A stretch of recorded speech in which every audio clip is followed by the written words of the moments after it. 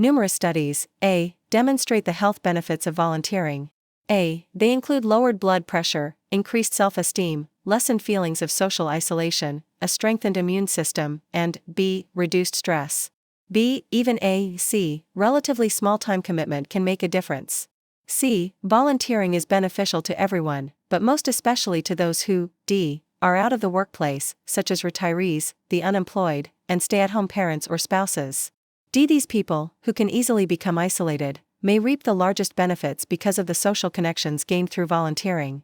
What's more, E, take X on an authority role may add esteem-boosting professionalism, mastery, and competence to one's sense of self.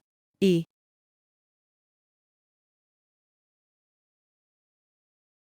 Sociologist Steph Lawler found that British women who had moved from the working class to the middle class were caught between two worlds, their working class background and their current middle-class life. The women's mothers found their daughters' middle-class ways uppity, and they criticized their daughters' preferences in furniture and food, their speech and even the way they reared their children. As you can expect, this strained the mother-daughter relationships. Studying working-class parents in Boston, sociologists Richard Sennett and Jonathan Cobb found something similar. The parents had made deep sacrifices so their children could go to college.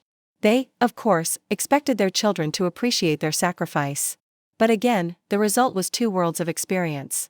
The children's educated world was so unlike that of their parents that even talking to one another became difficult.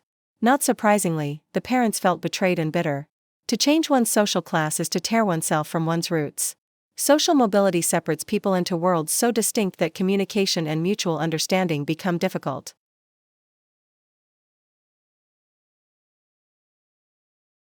The Accomaw-o-O'odham and Tohono-O'odham, the peoples that European settlers called Pima and Papago, of Arizona were virtually free from diabetes until 2 generations ago.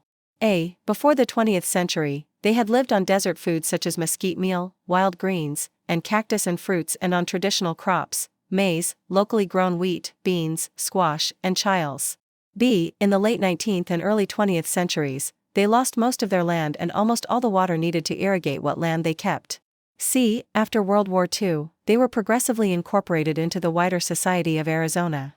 This led to the expected lifestyle and dietary changes. Alcoholism, previously very rare, became more common. Sugar and white flour replaced traditional foods. Today the number of adults suffering from diabetes, and life expectancy are falling as the disease extracts its dreadful toll in heart and kidney failure and in necrosis.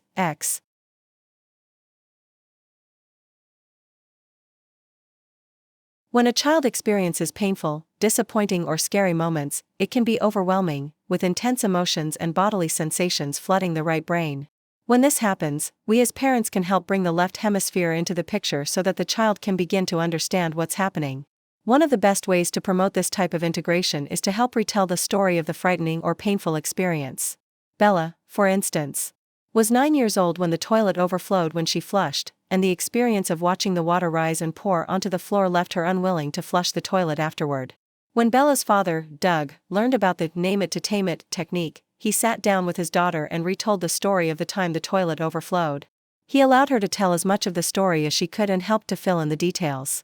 After retelling the story several times, Bella's fears lessened and eventually went away. Why was retelling the story so effective?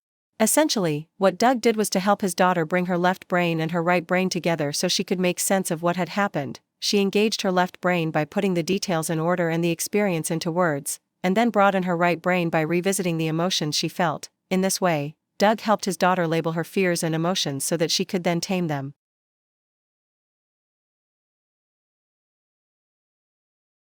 You could easily be impressed, say, by the practices of certain business leaders, and try to follow their example, measure by measure.